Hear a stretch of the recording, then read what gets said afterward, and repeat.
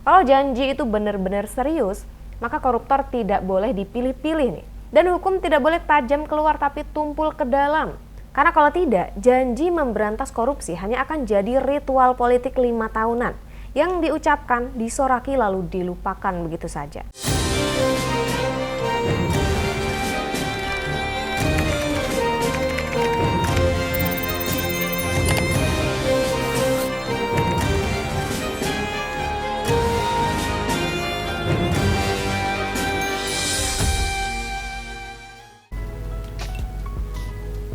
Segera dapatkan Fofavi milikmu guys, sudah tersedia di e-commerce.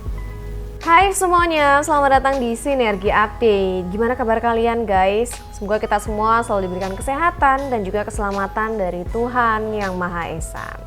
Guys, sebelum bicara janji memberantas korupsi, publik ini sebenarnya sudah lama ingin bertanya gitu ya soal kenapa RUU perampasan aset sampai hari ini tidak juga disahkan. Padahal RUU ini disebut-sebut sebagai senjata paling efektif melawan korupsi. Bukan cuma memenjarakan pelaku ya, tapi juga merampas hasil kejahatannya. Namun anehnya, bertahun-tahun dibahas hasilnya tetap sama, mandek begitu saja.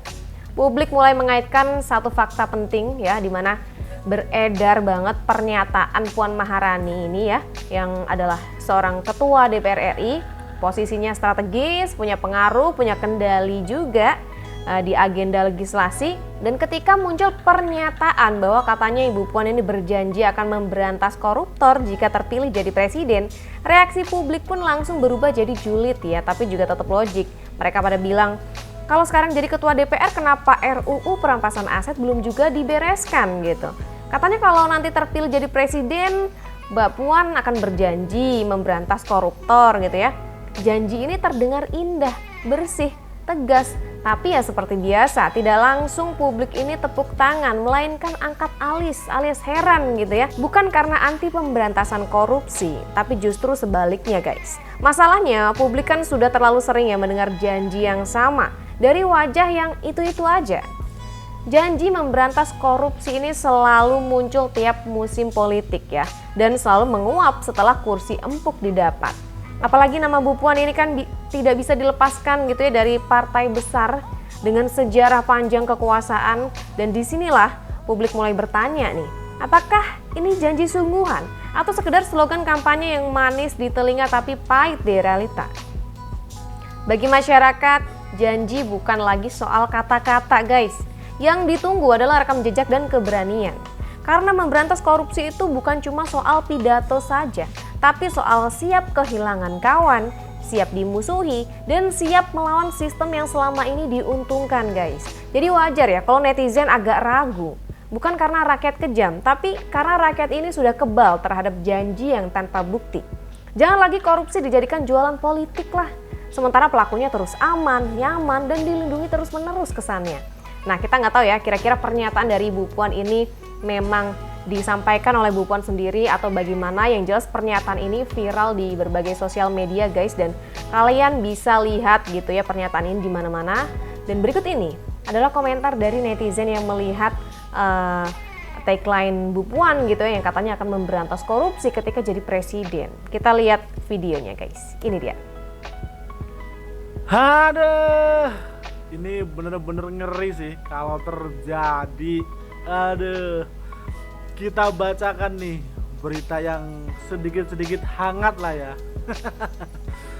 Puan Maharani tegaskan jika dirinya terpilih jadi presiden akan berantas para koruptor. Aduh, suara mic aja dimatiin, apalagi suara Iya rakyat. juga ya.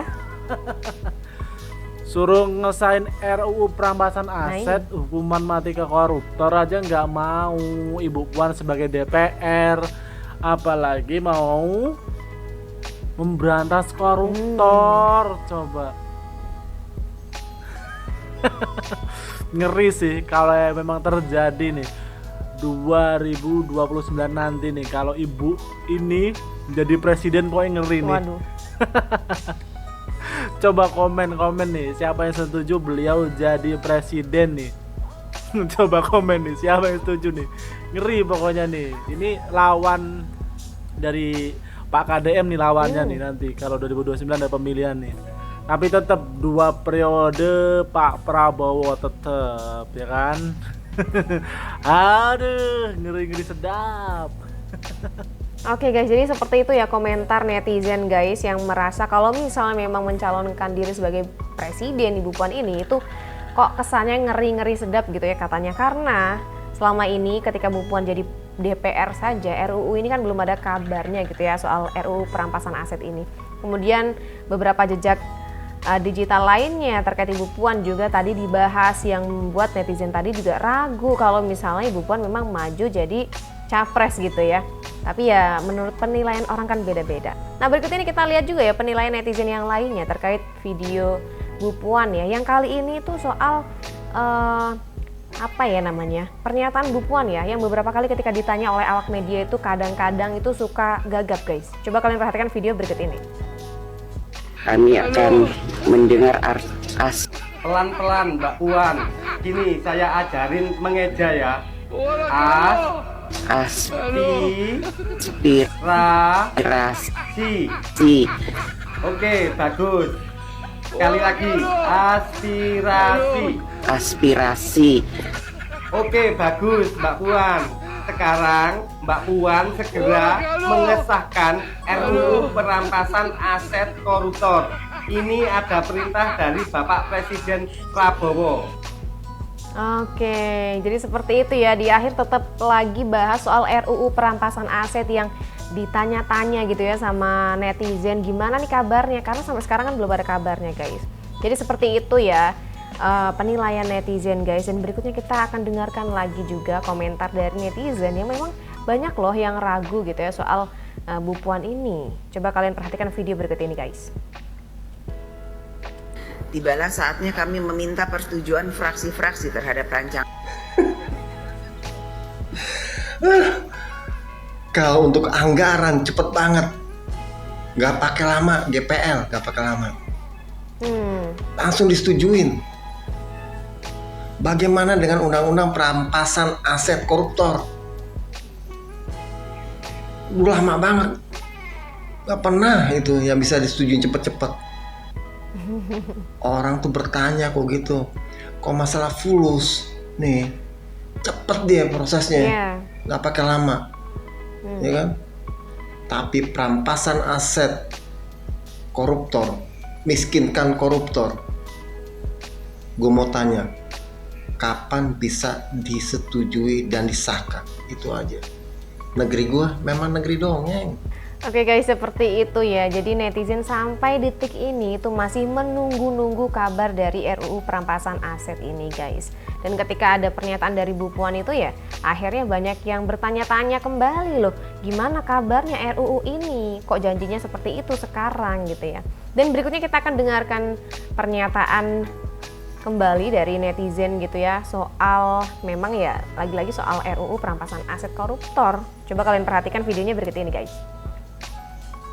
Ya, kami akan tetap menampung semua aspirasi, masukan dari masyarakat, dan kami minta masukan dari semua masyarakat untuk membantu memperbaiki kinerja dari DPR untuk bisa sama-sama kita perbaiki dan dalam membangun bangsa dan negara. Sekarang kalian mengatakan bahwa kita akan mendengarkan aspirasi dari masyarakat. Kita akan melaksanakan aspirasi dari masyarakat tanpa menjelaskan aspirasi apa yang kalian maksud, aspirasi apa yang kalian dengar dari masyarakat. Sudah terlalu banyak kata-kata kosong, janji-janji kosong yang dilemparkan kepada kita semua dan tidak ditepati. Tapi kali ini kita menuntut kalian untuk punya akuntabilitas, untuk bertanggung jawab dengan kata-kata kalian bahwa kalian akan melakukan aspirasi dari masyarakat. Bagaimana anggota parlemen yang berjumlah 580 orang dibayar dari pajak masyarakat itu tidak berhasil mendengarkan aspirasi masyarakat, sementara gerakan-gerakan di sosial media yang tidak dibayar oleh siapapun yang terjadi secara sukarela bisa mencapai pergerakan yang seperti ini. Harusnya kalian semua merasa malu dengan apa yang terjadi di situasi Indonesia saat ini. Akan kita perjelas apa tuntutan kita. Kita mau kalian bertanggung jawab dan bertingkah sesuai dengan apa yang kalian janjikan. Kali ini kalian tidak bisa lari dan tidak bisa berkilah lagi, karena aspirasinya sudah sangat jelas dari masyarakat. Pada sebelum 5 September pukul 23.59, ini adalah 12 hal yang kita tuntut dari kalian kalau memang kalian mau menunjukkan bahwa kalian masih berpihak kepada masyarakat. Pertama, sahkan rancangan undang-undang perampasan aset sekarang juga, sebelum 5 September tengah malam.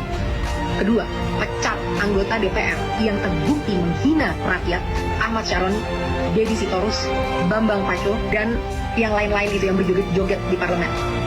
Mereka yang hanya mewakili kepentingan partai politik dan tidak kredibel untuk merepresentasikan kita, apalagi membuat kebijakan-kebijakan. Kita minta KPK, pahlawan kita, untuk segera cek seluruh harta dan aset mereka, apakah itu didapat dari uang yang benar-benar legal atau ada permainan-permainan dari harta-harta tersebut. Crazy rich itu tidak mungkin bisa sekaya itu tanpa melakukan hal-hal yang tidak dibenarkan secara hukum.